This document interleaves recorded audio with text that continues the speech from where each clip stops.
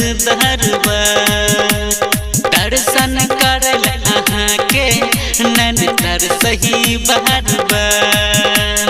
पूछ पूछ का आइब रहल छी, पूछ पूछ का आइब रहल छी मैया अहाँ के द्वार।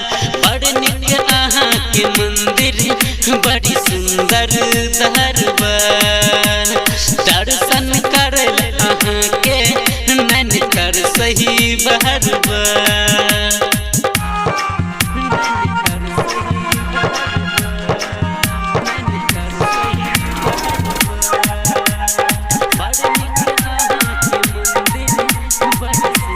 अभी आप सुन रहे हैं खुटौना से मैथिली म्यूजिक की शानदार प्रस्तुति। रहब अहाँक शरण में नवरात्र भर मगन में हो। रहब अहाँ चरण में नवरात्र भर मगन में। अहीं के पूजा करब हमैया फेरू न अपन नयन है। अहीं के पूजा करब हमैया फेरू न अपन नयन है। स्वर्गो से सुंदर लगे मैया अहाँ के भवन।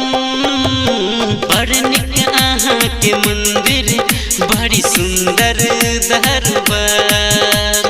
दर्शन करल अहाँ का नैन तरसई बार बार।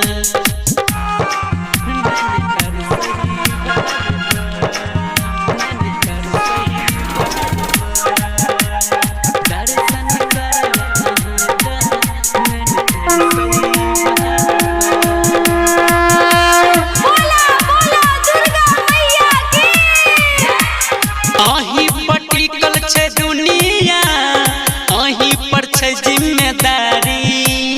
अहीं पर टिकल छै दुनिया, अहीं पर छै जिम्मेदारी।